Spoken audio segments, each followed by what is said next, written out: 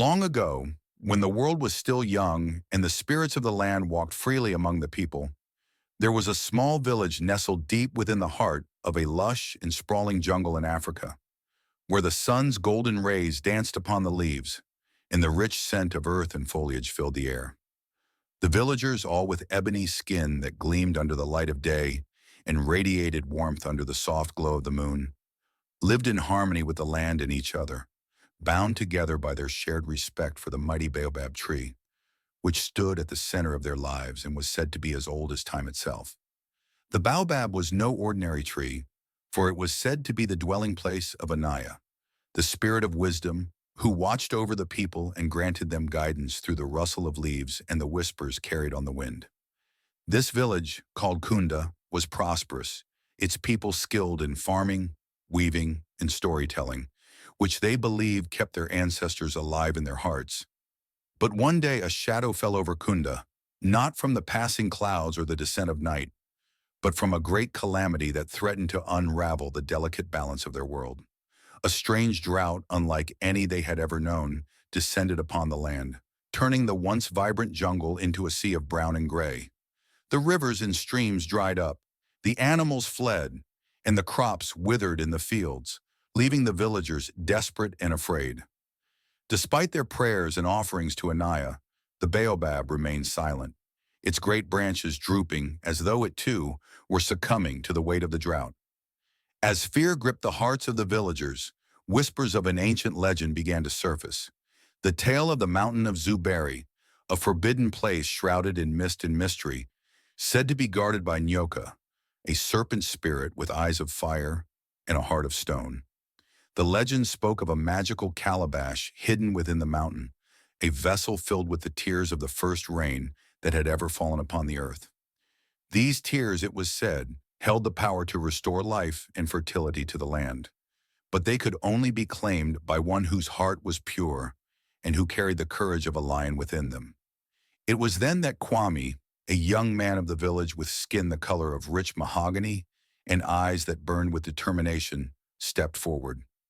He was known for his kindness and bravery, always helping the elderly carry their burdens or defending the weak against injustice.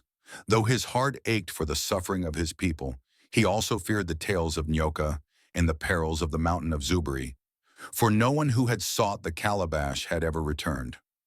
Yet as he gazed upon the faces of the children who cried from hunger and the elders who looked to him with hope, he knew he could not stand idly by. Before Kwame departed, the village gathered under the baobab to offer him blessings and tokens of protection. The elders chanted prayers, the women wove a special cloth imbued with ancestral symbols for strength, and the children gave him small trinkets, a carved wooden lion, a pouch of healing herbs, and a beaded bracelet said to ward off evil spirits. Kwame's best friend Jabari, a wiry young man with a quick wit and an infectious laugh, pulled him aside and pressed a small amulet into his hand. "For luck," Jabari said with a grin that masked his worry. Kwame set out at dawn, his bare feet carrying him across the cracked earth and parched grasslands.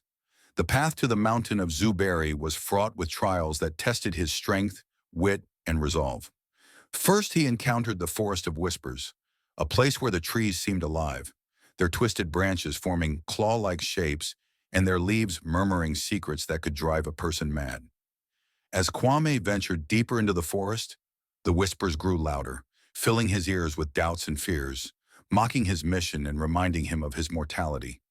But Kwame, with his head held high, began to sing a song his mother had taught him, a song of courage and faith that drowned out the whispers and filled his heart with light. The forest seemed to part before him, and soon he emerged unscathed, though the shadows seemed to cling to his back as if reluctant to let him go. Next, Kwame faced the River of Mirrors, a wide and still expanse of water that reflected not only the sky and surrounding land, but also the deepest thoughts and desires of those who gazed into its depths. As Kwame stepped onto a makeshift raft he had built from fallen branches, the river began to show him visions of his deepest fears and greatest regrets. The time he had failed to save a friend from drowning, the loneliness he felt as an orphan, and the doubt that whispered he was not strong enough to save his village. The images brought tears to Kwame's eyes, but as the raft drifted further, the river began to show him visions of hope. The faces of his people smiling as the rains returned, children laughing and playing in the fields, and the baobab standing tall and proud once more. With renewed determination, Kwame paddled onward until he reached the far shore. The journey grew more perilous as Kwame approached the mountain's base. There he encountered a group of strange creatures known as the Mbwiri, mischievous spirits that took the form of animals with glowing eyes and sharp teeth.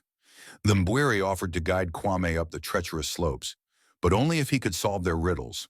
Their riddles were tricky and layered, drawing upon the wisdom of the ancestors and the teachings of the land. One by one, Kwame answered them, though sweat beaded on his brow and his heart raced with each passing moment. When he reached the entrance to the mountain of Zuberi, he found it guarded by Nyoka herself, the great serpent whose scales shimmered like molten gold and whose eyes burned with an unholy fire. Coiled around the entrance, Nyoka hissed, her voice like the crackle of dry leaves. "Who dares to disturb my slumber?" she demanded, her fangs glinting like daggers. Kwame, though his knees trembled, stood firm and replied, "I am Kwame of Kunda, and I seek the calabash of tears to save my people." Nyoka laughed, a sound that sent shivers down Kwame's spine. "Many have come before you with the same plea, but none have proved worthy. If you wish to claim the calabash, you must face 3 trials within the mountain. Fail, and you shall become part of the stone." The serpent's fiery eyes narrowed as she watched Kwame step forward, undeterred. Inside the mountain, the air was thick and heavy, and the walls seemed to pulse with a life of their own. The first trial tested Kwame's strength, forcing him to climb a towering cliff where jagged rocks threatened to tear him apart. The second trial tested his intellect, presenting him with a labyrinth where every wrong turn led to illusions designed to trap him forever. The final trial tested his heart, as he came face to face with a vision of his village in ruins and his people blaming him for their suffering. Through each trial, Kwame drew upon the teachings of his ancestors and the love he carried for his people. When he finally reached the heart of the mountain, he found the calabash resting upon a pedestal of stone, its surface glowing with a soft, ethereal light. But as he reached for it, Nyoka appeared once more, her form coiling around the chamber like a living wall. "You have proven your worth," she said, her voice softer now, almost reverent. "But know this, the power of the calabash is not to be taken lightly. It carries the tears of the first rain, the essence of life itself. Use it wisely, or it shall bring ruin instead of salvation." Kwame nodded solemnly, understanding the weight of her words. With the calabash in hand, he retraced his steps, braving the labyrinth, the cliff, and the forest once more. Though this time, the challenges seemed less daunting, as if the spirits of the land were guiding him home. When Kwame returned to Kunda, the villagers greeted him with cheers and tears of joy. As he poured the contents of the calabash onto the parched earth beneath the baobab, the ground seemed to sigh with relief, and a gentle rain began to fall, soaking the land and bringing life back to the village. The baobab stood tall and proud once more, its branches reaching for the sky, and Anaya's voice carried on the wind, whispered words of gratitude and pride.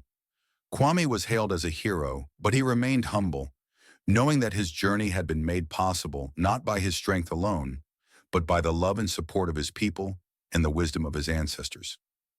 From that day forward, the story of Kwame and the calabash of tears was told and retold around the fire, a tale of courage, faith, and the enduring power of community. And so the village of Kunda thrived, its people living in harmony with the land and each other, ever mindful of the lessons of the baobab and the spirit of Anaya, who watched over them with love and wisdom.